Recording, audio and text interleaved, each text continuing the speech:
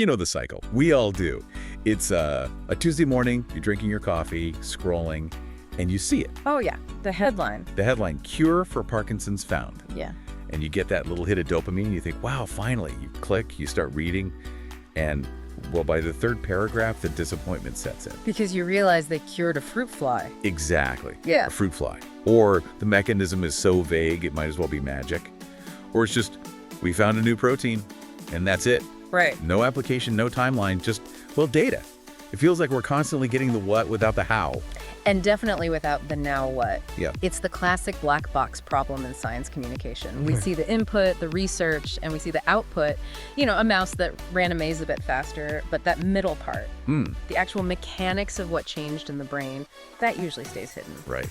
And that is exactly why I wanted to pull this specific story for today's deep dive. Yeah. We are looking at a study out of Case Western Reserve University, published just a few days ago. In molecular neurodegeneration. And what struck me isn't just the result, though the result is cool. It's that they cracked the black box open. They didn't just find a drug, they found the specific wrench in the gears of the brain. And crucial to the story, they figured out how to pull that wrench out. Exactly. We're calling this the decoy strategy. It is a fascinating piece of detective work that connects a toxic protein, a failing engine, and a molecular bodyguard. And honestly, it changes the way I picture Parkinson's disease entirely. It really does. And to frame this for everyone listening before we get into the weeds, usually when we talk about Parkinson's treatments, we are talking about dopamine replacement. Right, levodopa, things like that. Yeah, we are essentially treating the smoke, this research. This is trying to put out the fire. It's targeting the actual death of the brain cells. Which is the holy grail. So let's set the scene. Before this study from the team at Case Western dropped, what was the state of play? We had suspects in the Parkinson's mystery, right? Kind of knew who the bad guys were. We did. If you picture a crime scene inside a neuron, a brain cell, we've had two main suspects for decades. Suspect number one is alpha-synuclein. The bad protein. I feel like every neurodegenerative disease has a bad protein. They do, and alpha-synuclein is the culprit for Parkinson's. But here's the nuance. In a healthy brain, it's not bad. It actually helps neurons communicate. It's a functional part of the machinery. Okay. But in Parkinson's, these proteins misfold. They go rogue. They start sticking together into these sticky, toxic clumps called Lewy bodies. Okay, so we have the clumps. That's suspect one. Who's suspect two? Suspect two isn't a villain. It's the victim, the mitochondria. High school biology flashback incoming. Yeah. The powerhouse of the cell. It's a cliche because it's true. But we have to stress how important this is for neurons specifically. Brain cells are incredibly energy hungry. Right. They are high-performance sports cars. They need massive amounts of fuel to fire electrical signals and, crucially, to produce dopamine. Dopamine manufacturing is a very energy-intensive process. So if the power plant shuts down, the factory stops producing. Exactly. If the mitochondria fail, the cell runs out of gas. It stops working, and eventually, it dies. So scientists knew these two things were happening. Patients had the sticky clumps, and their mitochondria were dying. But, and this is the key, we didn't know how they were connected. That was the gap. That was the frustration. It was a correlation, not a causation chain. We didn't know if the clumps were physically crushing the mitochondria or starving them or, poisoning them. Or maybe the mitochondria dying caused the clumps. It was a mystery. And that's where Xin Shi and her team at Case Western come in. They decided to zoom in, way in. To the molecular level. To the literal hand-to-hand combat level, and they found the link. It turns out it all hinges on a specific enzyme called ClpP. ClpP. ClpP. And this is a character we really need to understand to get why this new treatment works. I've seen ClpP described as a janitor. Is that accurate, or is that too simple? It's a good starting point, but maybe. Think of it more like a precision waste management engineer inside the mitochondria. Okay, a specialized janitor. Right. Because mitochondria are engines, and engines run dirty. They create byproducts. They have damaged proteins, oxidative waste, little bits of debris that get thrown off during the energy creation process. And if you don't clear that out, the engine gunks up. Like sludge in a car engine. Exactly. ClpP is the enzyme responsible for breaking down that sludge. It shreds the waste so the mitochondria can keep running efficiently.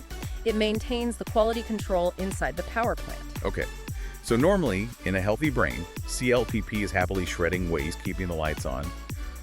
What happens when our villain, the alpha-synuclein clump shows up. It's surprisingly aggressive. The researchers found that the alpha-synuclein physically forces its way into the mitochondria and binds directly to the ClpP enzyme. It grabs it. It grabs it. It's a high-affinity binding. Think of it like a straitjacket. The toxic protein latches onto the enzyme and physically incapacitates it. So the janitor's tied up in the closet. And the crash starts piling up immediately. And when the trash piles up, The consequences are rapid.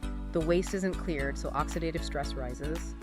The mitochondria begins to struggle, it sputters, and then it literally fragments. It breaks apart. and once the power plant breaks, The cell runs out of energy, dopamine production stops, the cell dies. wow. That is the mechanical chain of events, from the protein binding to the enzyme to the engine failure that leads to the tremors and stiffness we see in patients. That is terrifyingly efficient. It's a targeted assassination of the cell's maintenance system. It is. It explains so much. It explains why the cells die, not just that they die. But identifying the mechanism is only half the battle. Usually, this is where the news story ends. Scientists find bad interaction, hope for cure in 20 years. Right. But this team at Case Western didn't stop there. They pivoted from depressing medical news to innovation. They did, and this is where the decoy strategy comes in. Right, because they realized they couldn't easily destroy the alpha-synuclein clumps. We've tried to break up the clumps before. Right. We have. Many, many times. It's very difficult. It's like trying to clean up an oil spill while the oil is still leaking. It's messy. And sometimes breaking them up actually creates smaller, more toxic pieces. So they asked a different question. What if we don't destroy it? What if we just distract it? Distraction. It's such a human concept applied to biology. So instead of fighting the bully, you throw a ball for him to chase. In a way, yes. They designed a substance called CS2. CS2, not the most catchy name. Sounds like a robot. It stands for something very technical, but what it is a peptide, a short chain of amino acids. And here is the genius part. They engineered CS2 to chemically mimic the binding site on the ClpP enzyme. Okay, unpack that. It mimics the binding site. It looks to the alpha-synuclein exactly like the janitor it wants to attack. It's a molecular body double. A stunt double. A stunt double is a perfect analogy. So you inject this CS2 peptide. The toxic alpha-synuclein is floating around looking for something to latch onto. It sees CS2 and thinks, aha, there's my target. So it binds to the CS2 instead of the actual enzyme. So the toxic protein is busy wrestling with a decoy. It's handcuffed to the stunt double. Meanwhile, the real ClpP enzyme, the real janitor, is... It's free. It's untethered. It goes back to work. Wow. It starts shredding the waste, cleaning up the mitochondria, and the engine turns back on. That is incredibly elegant. It's almost passive judo. You're using the protein's own binding affinity against it. You aren't fighting it, you're just redirecting it. Elegant is the right word. Neurophysiologist Greek who was one of the lead authors on the study, called it a fundamentally new approach. We aren't trying to flood the brain with dopamine from the outside. We are protecting the machinery that makes it on the inside. Which brings us to the big question. Does it work? Because I can design a great decoy on a whiteboard. I can say make a peptide that looks like ClpP. But biology is messy. So messy. Things rarely work in the body the way they work on paper. Well, they didn't just use a whiteboard. They used a three-pronged testing approach, which I think gives this study a lot of weight. They really wanted to prove this from every angle. Walk us through the prongs. What did they test it on? First, they looked at human brain tissue. This establishes relevance. They needed to confirm that this ClpP alpha-synuclein interaction actually happens in people with Parkinson's and isn't just something that happens in mice. Vital first step. If it's not happening in humans, who cares? Exactly. And they confirmed it. The interaction is there. Second, they tested in cell cultures neurons grown in a dish in the lab. Okay. This allowed them to prove the mechanism. They added the CS2 decoy to these suffering neurons, and they saw the mitochondria recover. They essentially watched the lights come back on. That's amazing. Just watching the cell breathe a sigh of relief. And then the third prong, the mice. The animal models. This is where the rubber meets the road. Does cellular repair translate to actual behavior? They treated mice that had the specific Parkinson's pathology with the CS2 peptide, and the results were stark. They saw a significant reduction in neuroinflammation, which is huge, by the way. Inflammation is a major driver of damage. But more importantly, they saw restoration of motor and cognitive function. I'm going to pause on that word. Restoration.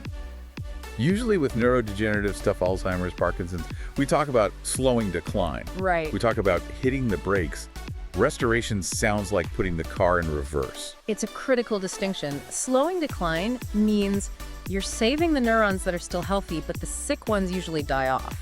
You're just stopping the bleeding. Right.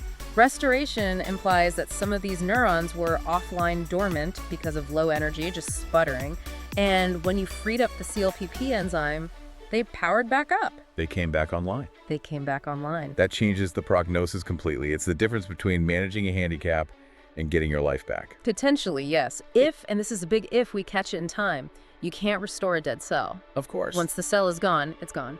But you can rescue a dying one. You can rescue one that is just struggling to breathe. So if you catch it when the tremors are just starting, or maybe even before, you could theoretically bring those dopamine levels back up naturally. That is the hope. It's about keeping the factory open. Okay, so we have a mechanism, we have a molecule, CS2, and we have successful animal trials showing restoration. I'm looking at the calendar. It's February 2026. If I have a family member with Parkinson's, or if I'm worried about it myself, the big question is, when can we get this? This is the reality check portion of the dump dive. And I hate doing this part because the science is so exciting, but we have to be responsible. I know. The researchers are estimating about 5 years before this could be a viable treatment for humans. 5 years. I feel like we always hear 5 to 10 years. Why especially if the peptide is already synthesized. If we have the CS2, why can't we just start trials next month? It comes down to 2 words: biological tweaking. Which sounds risky. It is. When you introduce a peptide into the body that mimics a natural enzyme, you have to be 100% sure it doesn't distract the wrong things. The law of unintended consequences. Yeah, exactly. Look, CS2 is a decoy for alpha-synuclein. It's designed to look like ClpP. But what if it also looks like, I don't know, an insulin receptor? All right. Or a protein that regulates your heartbeat? Or something in your liver? The body is a soup of similar-looking proteins. It is. And if you inject this decoy and it starts soaking up proteins that are actually necessary for your heart to function, you have a massive problem. Clinical trials have to prove specificity. They have to prove it only targets the bad guys and leaves the good guys alone. And there's the delivery issue, right? Yeah. Getting drugs into the brain isn't exactly easy. The blood-brain barrier. It's the ultimate bouncer. It keeps things out of the brain to protect it. Peptides are large molecules. They can be tricky to get across that barrier. Yeah. So they might need to refine the delivery system. Maybe a nasal spray, maybe a specific carrier molecule. That engineering takes time. Plus, the article mentions that Parkinson's is hugely complex. That's the other caveat. We found a wrench in the gears. We haven't Yeah. necessarily found the only wrench. Right. Just because you fix the mitochondria doesn't mean something else isn't going wrong elsewhere. Precisely. The consensus among experts, and the source alludes to this, is that the future of Parkinson's treatment is a cocktail. Like how we treat HIV. Exactly. In HIV treatment, you don't just use one drug, you hit the virus from multiple angles to stop it from replicating.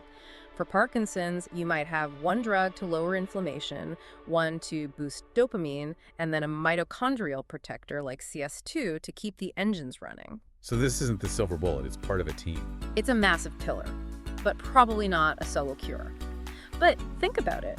Having a pillar that actually protects the hardware? We haven't really had that. No, we haven't. Most of what we have is compensatory. It's trying to fill the gap left by the dead cells. This is protective. It fits the vision Xin-Shi laid out in the interview. She talked about transforming Parkinson's from a crippling, progressive nightmare into something manageable or resolved. Manageable, like diabetes. You take your meds, you monitor it, but you live your life. You don't slowly fade away. That is the dream, turning a fatal sentence into a chronic condition. It's a powerful shift in narrative. So let's wrap this up and crystallize what we've learned, because the biochemistry is dense, but the story is actually really clear. It is. We have the assassin, alpha-synuclein, the sticky protein that invades the power plant. Correct. We have the victim, ClpP, the janitor enzyme that gets tied up, handcuffed, and can't do its job. Right, causing the engine to fail. And now, thanks to Case Western, we have the bodyguard, CS2, the stunt double, the decoy that steps in front of the bullet. And because it takes the hit, the janitor keeps working, the waste gets cleared, and the lights stay on in the brain. You know what I love about this is the strategy. It's not brute force. It's not nuke the protein with high radiation. It's clever. It's very clever. It's using biology's own rules to win the game. And it makes me wonder, and I'd love your take on this, if this decoy strategy works here, Where else does it apply? That is the billion-dollar question. Because Parkinson's isn't the only disease with misfolded proteins, right? Alzheimer's has beta amyloid and tau. Huntington's has its own issues. You're absolutely right. Almost all neurodegenerative diseases involve some form of toxic protein clumping. Right. It's the hallmark of an aging brain failing. So if we can master the art of the molecular decoy, if we can get good at designing specific peptides to distract specific bad actors, we could be looking at a whole new class of medicine. distraction therapy. Essentially, instead of trying to scrub the body clean, which is chemically very harsh and often damages healthy tissue, we just neutralize the threat. We keep it busy. We give it a toy to play with so it stops breaking the furniture. That is a fascinating concept. It's a strategy that could unlock doors that have been welded shut for 50 years. It's not just a win for Parkinson's, it's a proof of concept for a whole new way of fighting brain disease. That is why this paper matters. That is a hopeful thought to end on. It's 2026, and the strategy for fighting brain disease is getting smarter, more precise, and a little bit sneakier. And thank goodness for that. Absolutely. Well, that's our deep dive for today. Big thank you to the team at Case Western for the breakthrough and to Science Alert for the reporting. And of course, thank you to you for helping us parse the peptides from the proteins. Always a pleasure to be here. And to you, listening. Keep that spark of curiosity alive. The black boxes are opening one by one. We'll see you in the next deep dive. Thank you for watching. Please subscribe, like, and share.